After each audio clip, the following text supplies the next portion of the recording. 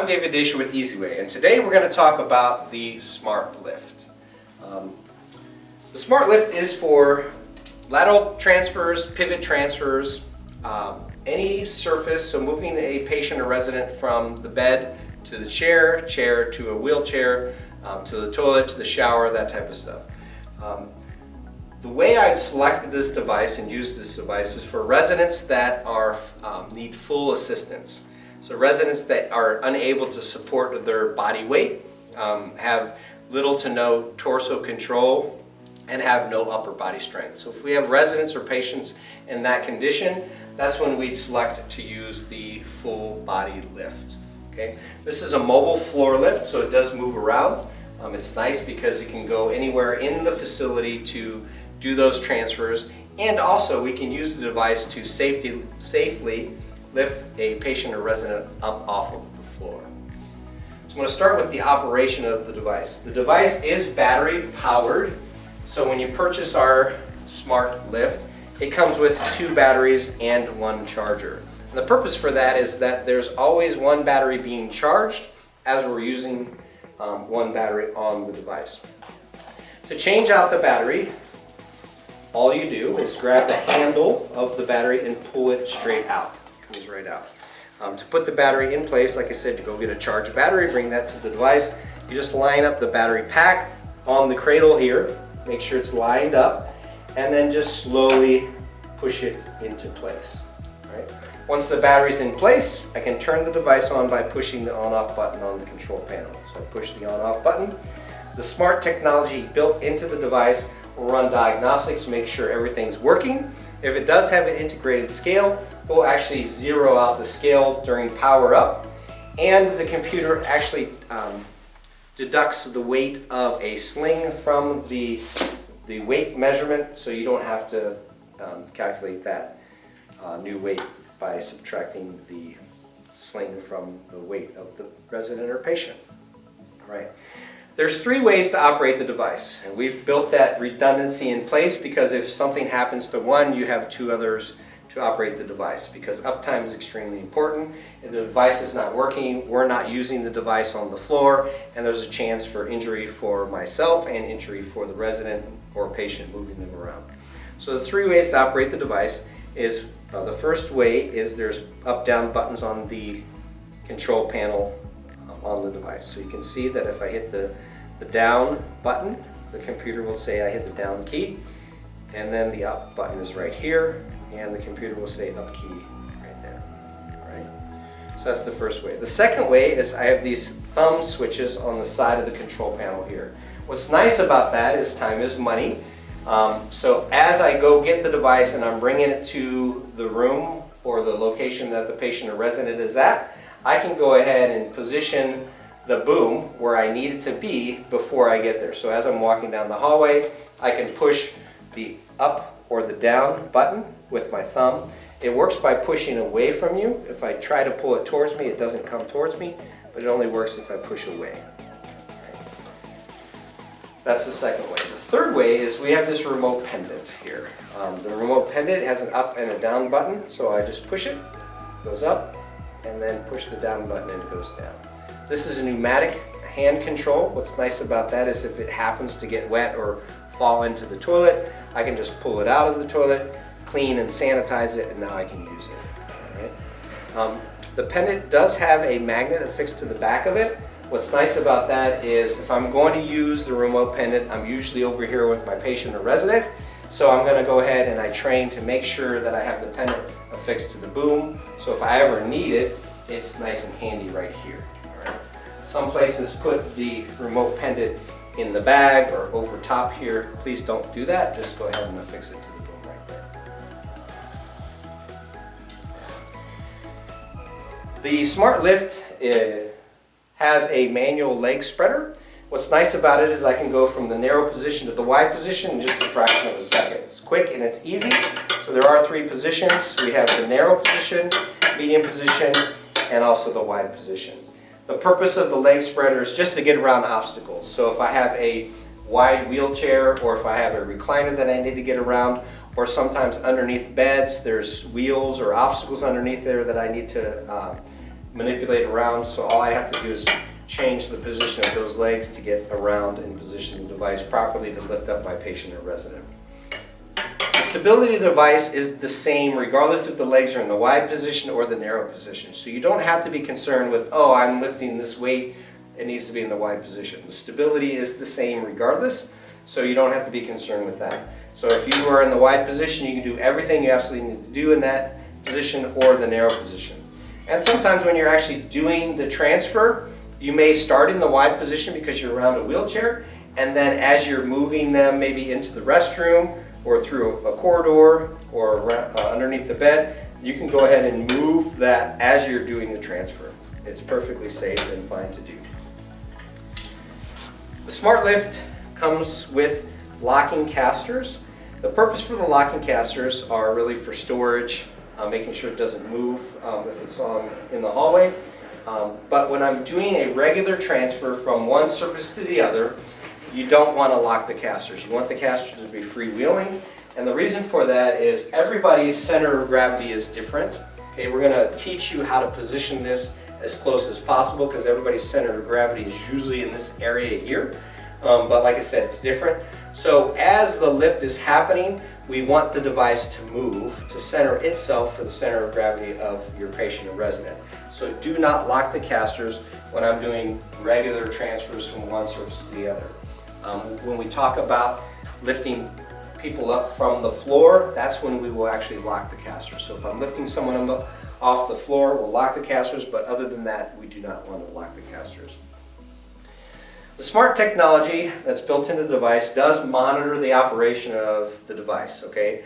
There are 3 reasons that the device would not operate the way that it's supposed to. So as you're operating the device, if it doesn't work the way that it's supposed to work, always look here on the control panel, all right? There are 3 known reasons that it'll just go ahead and stop working on purpose.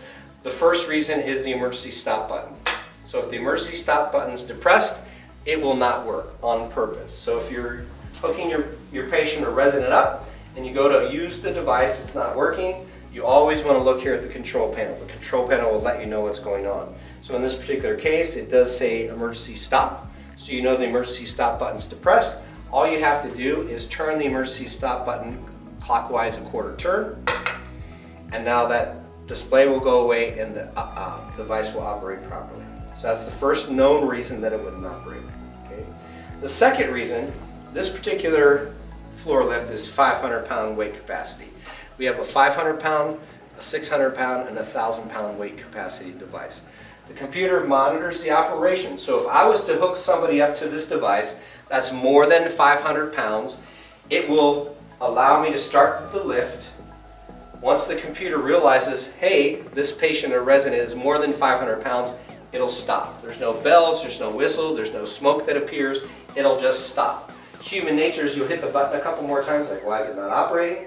But you'll remember, David told me to look at the control panel. So I'll look at the control panel. The control panel would say overweight limit. So the computer's telling you that, hey, you're lifting something that's more than 500 pounds. We're not gonna let that happen. So it'll stop. It will allow you to lower the patient or resident back down. So you go ahead and lower them back down onto whatever surface you started lifting them off of. Disconnect them from the device and then go get a device that now will support that weight capacity. So that's the second reason. The third reason that it may stop working, so you're over here, you're operating it, and all of a sudden it's not working. Why is it not working? Look at the control panel. If the control panel is dark like this, so there's nothing being displayed on the control panel, go ahead and hit the on off button. The computer will power down after about 15 minutes of idle time, so hit the on off button. If the device comes back on, then go ahead and use it. If it doesn't come back on, that's a good indication that the battery died on you. All right? If the battery died on you and you have a patient up in the air, you don't want to say, hey, Mr. Jones, hold on a second, I'll be right back and change the battery out. You want to go ahead and lower them back down and then change the battery out. So you position your patient or resident wherever you're going to put them down, right? And there's an emergency release lever on the side of the actuator right here. So this, if the power goes out, the battery dies, we can, the manual says lift 3 times, so 1, 2, 3, and hold. And with the patient's weight on the end of the boom, it will slowly lower your patient or resident down, disconnect them, and then go change and remove the device from them and then change the battery out. But the 1, 2, 3 and hold, the harder I pull, the faster it'll go down. Now it won't just drop your resident down quickly. It'll come down at a slow speed. But if you feel like it's going too fast, all you have to do is let up a little bit, so release this a little bit, and it'll slow down. So the harder you pull, the faster it'll go down. All right, so 1, 2, 3, hold, it'll lower the patient or resident down. So now I'm going to show you the proper use of the device to move a patient from a chair to a wheelchair. The device comes standard with our Deluxe Sling. We have many different shapes, sizes, and materials of slings that can be used on our Smart Lift. So this particular one is a launderable polyester. We have wipeable, we have mesh for like bathing type situations. We have a spacer fabric, which is nice to leave underneath the patient because it's actually proven to reduce the risk of pressure ulcers because it wicks moisture away and dissipates heat. So if you have a situation where you have a particular sling that we want to leave underneath the patient or resident, I would recommend the spacer fabric. We also have single patient use. So if your facility is using single patient use slings and harnesses, we do have that. Or if you have an isolation ward or a COVID unit, the single patient use products are great for those types of environments.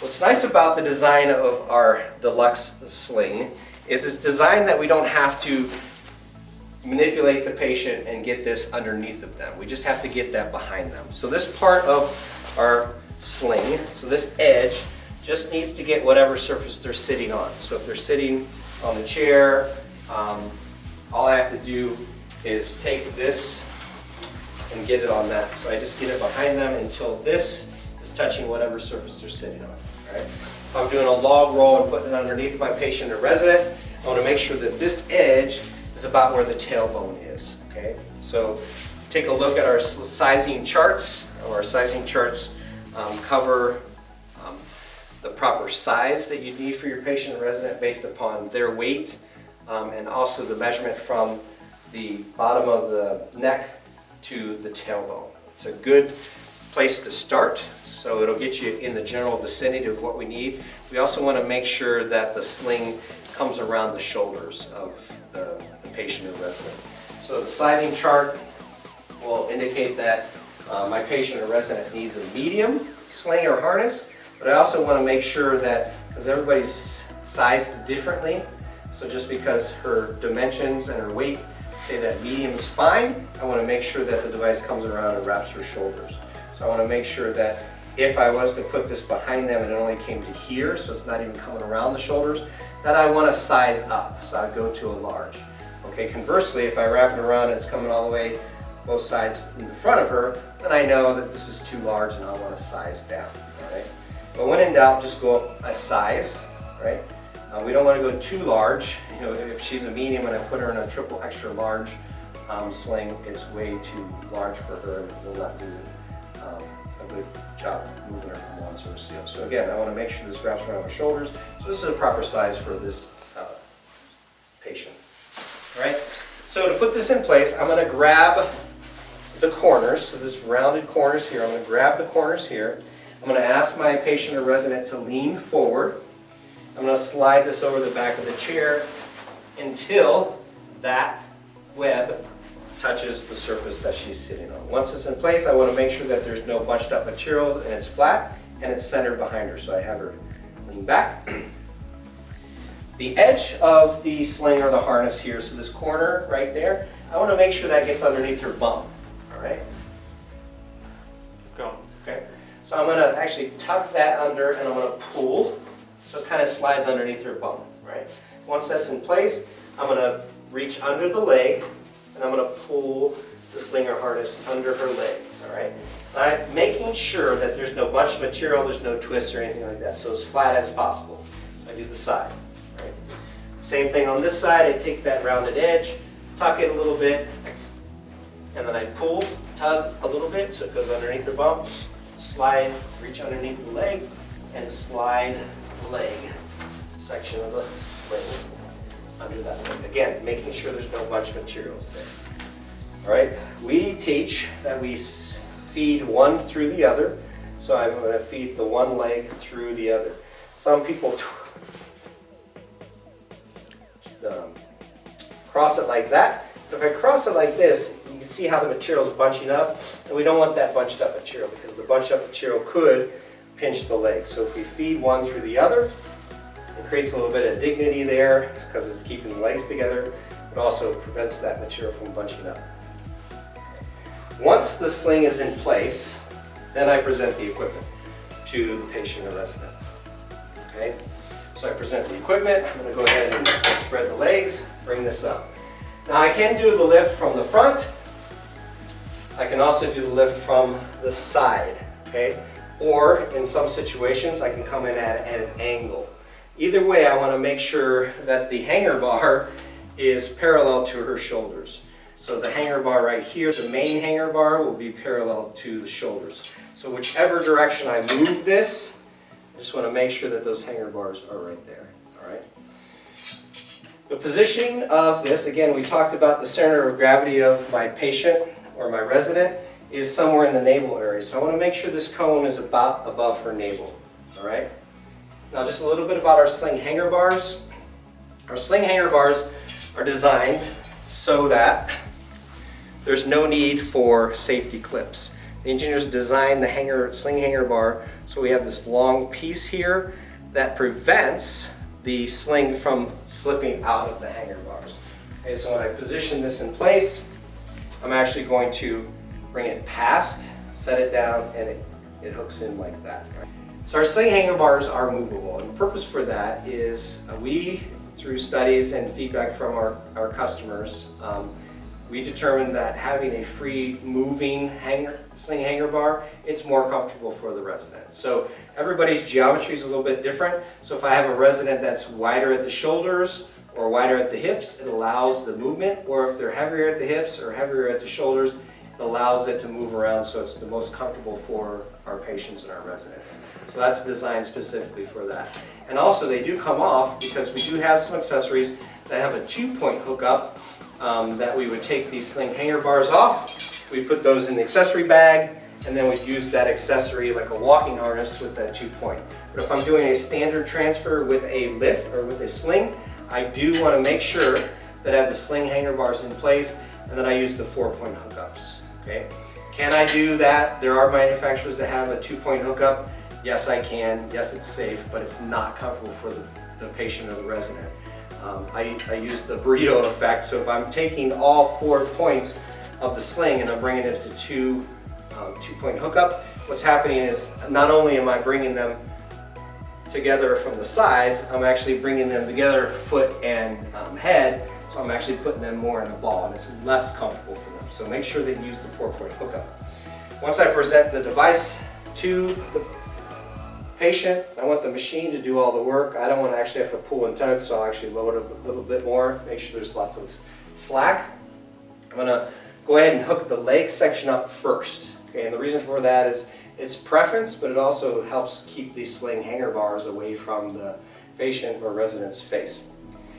So depending upon where you're moving your patient or resident, you always want to think about where they are and where am I going to put them, right? It depends upon the acuity of your resident as well. If I have a resident that has 0 torso control that I'm afraid is going to cascade out of the sling, I might connect the sling differently than somebody that does have some torso control.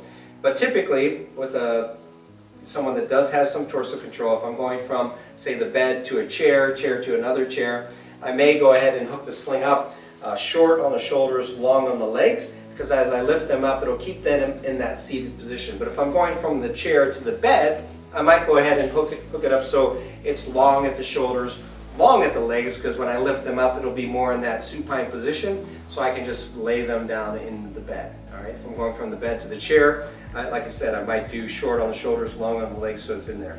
If I have somebody that has, I'm concerned about their torso control, then I might go medium loop at the shoulders and medium loop at the legs, or long at the legs, because they'll keep them more in that reclined position, so their center of gravity is more behind their navel, so I may not have more of a concern about them cascading out. But in this case, I'm going to go from a chair to a wheelchair, so I'm going to go ahead and hook her up long on the legs, short on the shoulders. So like I said, I'm going to hook up the legs first. So again, I go past that metal bar and it slides in place. Now I do have the slings fed through each other. I'm going to go ahead and do the long on that side, and then I'm going to go ahead and do the short on the shoulders. All of our slings so the Easy Way slings are rated to 1,000 pounds. We designed our products that will support 1,000 pounds regardless of the size. And the reason for that is we don't want you as caregivers to be concerned or have to worry about, oh, what's the weight capacity of this sling? A small as this, a medium as this, a medium as that, a large as that. We made them all 1,000 pound weight capacity. They have been tested far in excess of 1,000 pounds, but they do support 1,000 pound weight capacity. Before we use the slinger harness, we just want to do a quick visual inspection. So the visual inspection is just to make sure that the sling is free of rips, tears, it's not frayed anywhere, there's no stitching coming off.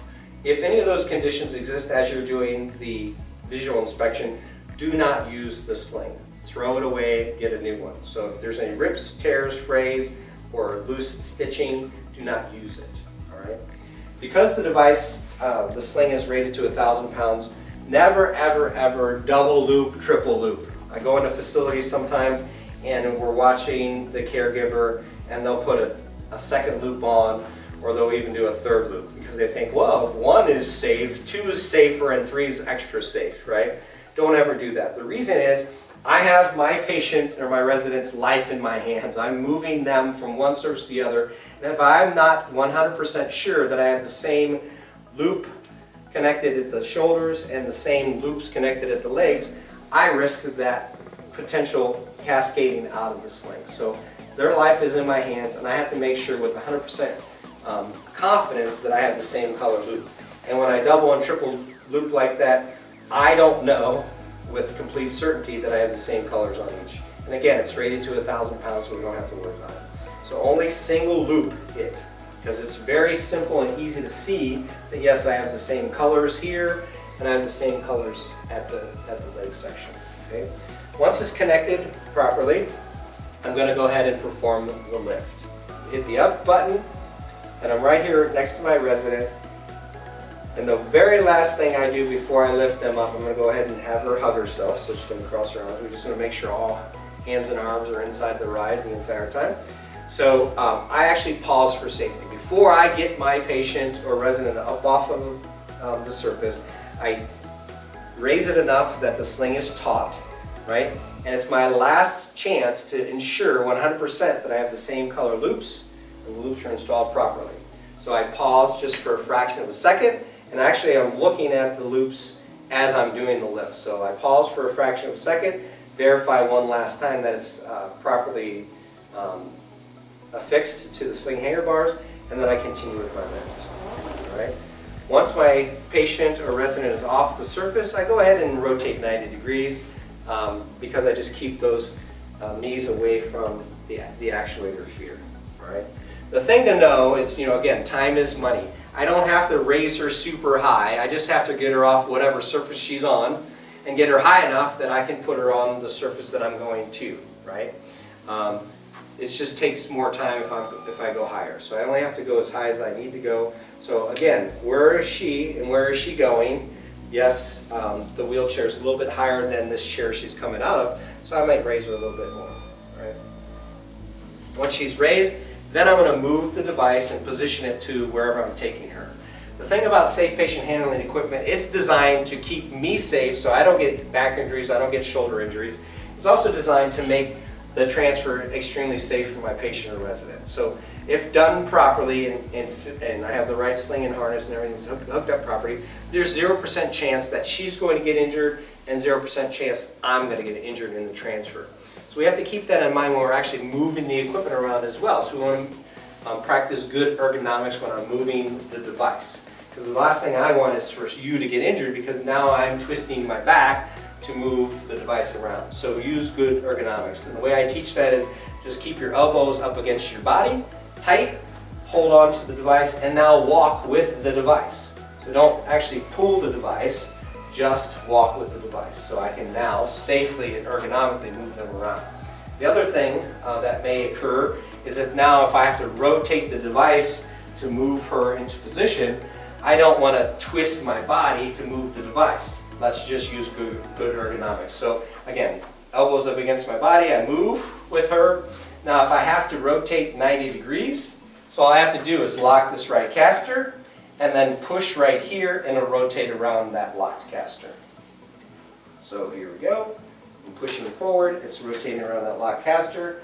And once I'm in position, all I have to do is unlock the caster and now move forward. Okay? So I position her, get her in place, I'll rotate her to 90 degrees.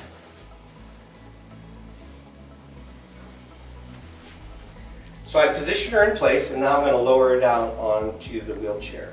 Now you see that we have these straps back here, these handles. Human nature is that a lot of us will actually use these handles and pull our resident in position so they're more in that seated position when I'm putting them down. But again, like we talked about, safe patient handling equipment, good ergonomics, is the purpose for these handles is actually to help you let the device do all the work to position them properly. Now you'll see that my patient is a little bit more reclined than I like her to be. She's pretty close, but she's not where she absolutely has to be. So good ergonomics, instead of pulling, because if I pull, I risk that shoulder injury, I risk the back injury. So what I'm going to use the strap, and I'm demonstrating one caregiver safely doing the transfer. Our devices are designed that with one caregiver and proper training, you can safely transfer a patient from one surface to the other. A lot of facilities have a two-person rule. If your facility is two-person, please use two people. What's nice about that is one person could be operating the device here and I could be back here with the patient or resident. But in order to get her more in that upright position, I'm just going to let the device do all the work. And this takes a little bit of practice, so practice on each other till you get confident on doing this. But again, I'm going to lock my elbow up against my hip. I'm going to hold my arm in place, which doesn't take a lot of effort. And what's going to happen is when I do that, she's actually going to rotate around to this point. Her butt's going to come underneath of her. Once her butt's underneath of her, then I'm going to slowly lower my arm until she's on the device. Right? So in this case, I might have to bring her up a little bit more depending upon how slouched she is. But this is kind of nice. So you'll see I'm going to hold my arm, hold it fast in place, and I'm going to lower her. So once it starts lowering, you'll see how her butt goes underneath of her. Once it's there, I'll lower my arm slowly. Once she's seated, then I just put my arm on the boom and I push that away from her just to make her more comfortable.